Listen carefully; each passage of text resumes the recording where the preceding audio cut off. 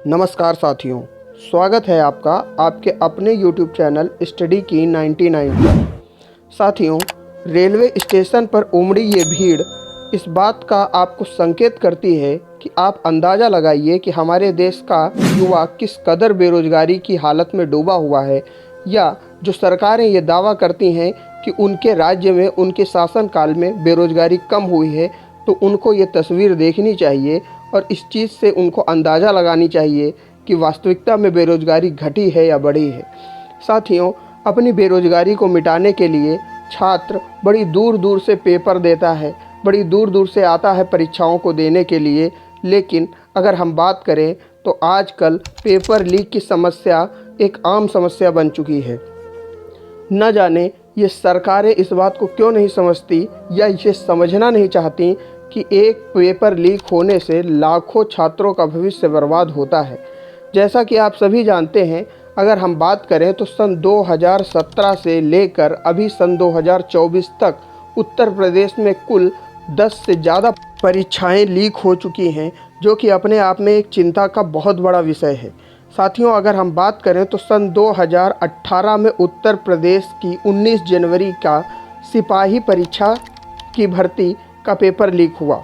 उसके बाद अगर हम बात करें फिर यूपी पीसीएल का, उसके बाद जेल वार्डन, उसके बाद उत्तर प्रदेश बोर्ड का अंग्रेजी का पेपर सन 2020 में, उसके बाद जेल वार्डन की फिर भर्ती एक बार लीक हुई और फिर उत्तर प्रदेश का अंग्रेजी का पेपर 2022 में फिर लीक हुआ।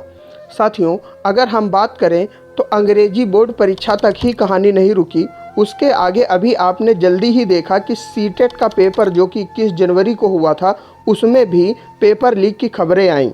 उसके बाद अगर हम देखें तो आरओ जिसको आप समीक्षा अधिकारी के नाम से भी जानते हैं, इसके भी पेपर के लीक होने के कई सबूत मिले।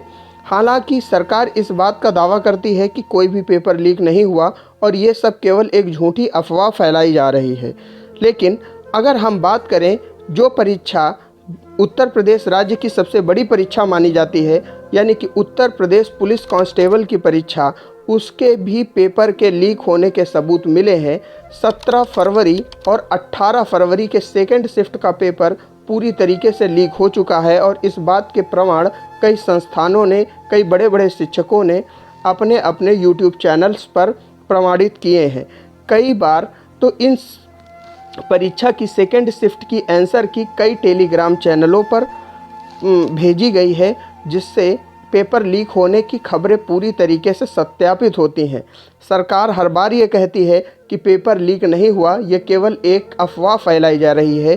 तो सरकार को भी चाहिए, अगर ये अफवाह है तो इस बात को सत्यापित करे, और अगर वास्तविकता में पेपर लीक हुआ है तो सरकार को कुछ कड़े कदम, कुछ ऐसे इंतजाम करने चाहिए जिससे ये पेपर लीक की समस्या समाप्त हो। क्योंकि पेपर लीक की समस्या के कारण एक नहीं कई लाख छात्रों का भविष्य बर्बाद होता है। इसमें सबसे ज़्यादा नुकसान उन छात्रों का होता है जो वाकई में मेहनत करके जाते हैं, तैयारी करके जाते हैं, लेकिन इन अराजक तत्वों के कारण जो कि पेपर लीक कराते हैं, उनकी मेहनत पूरी तरीके से व्यर्थ हो जाती है और उन्हें सही परिणाम कभी नहीं मिल पाते। साथियों, सरकार से एक अपील ये ज़रूर है कि अपनी सुरक्षा व्यवस्था को कुछ इस प्रकार दुरुस्त करे कि पेपर लीक की समस्या साथ ही साथ ख़त्म हो, और सरकार को भी चाहिए कि वो एक ऐसा प्रोसेस बनाए, एक ऐसा प्रकरण बनाए जिसमें एक अच्छी तरीके से परीक्षा को संचालित किया जा सके। क्योंकि अगर एक पेपर लीक होता है तो ये कई करोड़ों छात्रों का सपना उस वक्त टूट जाता है जिन्होंने मेहनत की है और जिन्होंने दिन रात मेहनत करके अपनी इस परीक्षा के लिए सपने देखे थे। साथियों, अगर हम बात करें, जैसा कि आप सभी को मालूम है कि 17 फरवरी और 18 फरवरी के यूपी पुलिस कांस्टेबल का सेकेंड शिफ्ट का पेपर लीक हुआ, तो इससे 4 शिफ्टों में जो यूपी पुलिस कांस्टेबल के पेपर हो रहे थे, ये चारों शिफ्टें प्रभावित होंगी।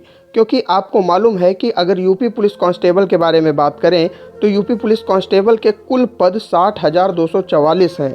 अब मान लीजिए ये पेपर जो लीक हुआ है, अगर ये पेपर कहीं 1 लाख बच्चों तक भी पहुंच गया होगा, क्योंकि जैसा कि सोशल मीडिया साइट्स पर और टेलीग्राम साइट्स पर जो पीडीएफ जो आंसर की फॉरवर्ड की गई है, वो इस बात को दर्शा रही है कि यह पेपर कई लोगों तक पहुंच चुका है।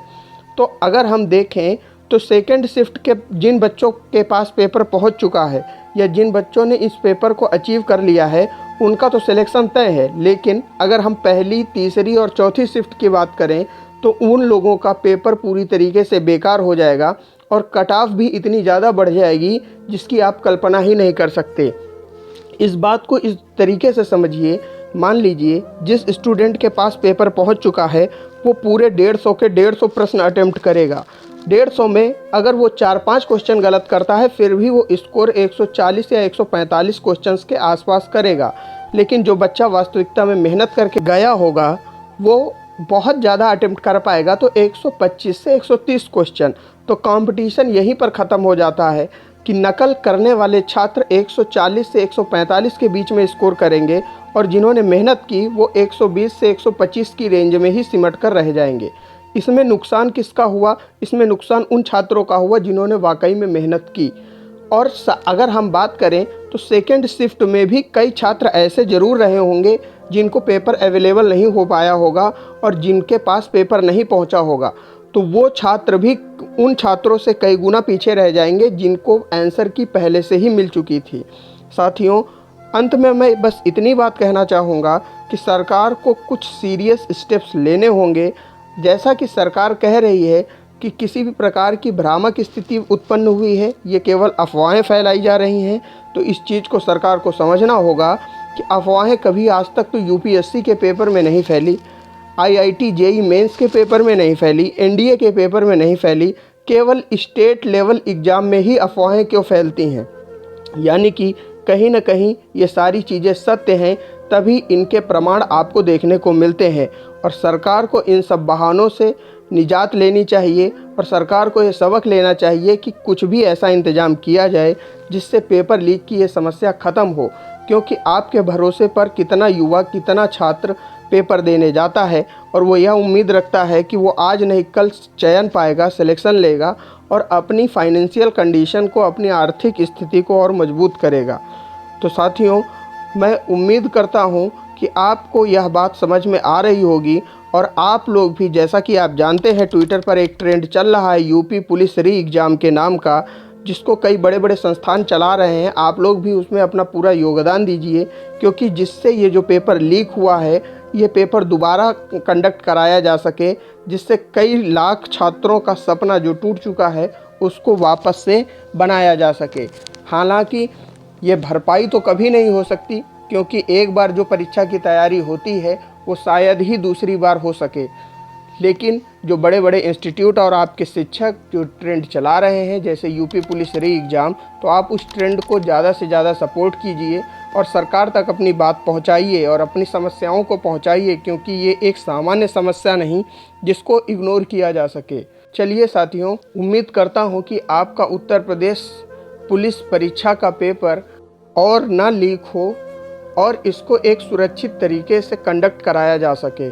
आप सभी छात्रों को आपके आने वाले भविष्य के लिए मेरी तरफ से संवेदनाएं और शुभकामनाएं दोनों। उम्मीद करता हूं कि सरकार इस मामले पर ज़रूर ही जल्द से जल्द संज्ञान लेगी और एक सुरक्षित प्रणाली के तहत इस उत्तर प्रदेश की पुलिस परीक्षा को संपन्न कराएगी। धन्यवाद। मुलाकात करते हैं हम आपसे एक नई वीडियो में, जिस पे हम बात करेंगे किसी अन्य टॉपिक के बारे में, जो कि अपने आप में एक संवेदनशील टॉपिक होगा। तब तक के लिए, अगर आपको ये वीडियो अच्छी लगी हो, आपको ये वीडियो पसंद आई हो और आप भी सरकार तक अपनी आवाज़ पहुंचाना चाहते हो, तो आप इस वीडियो में जितना ज़्यादा हो सके कमेंट कीजिए, वीडियो को चैनल को सब्सक्राइब कीजिए और वीडियो को ज़्यादा से ज़्यादा छात्रों तक शेयर कीजिए। मिलते हैं अगली वीडियो में, तब तक के लिए नमस्कार, राम राम, जय हिंद।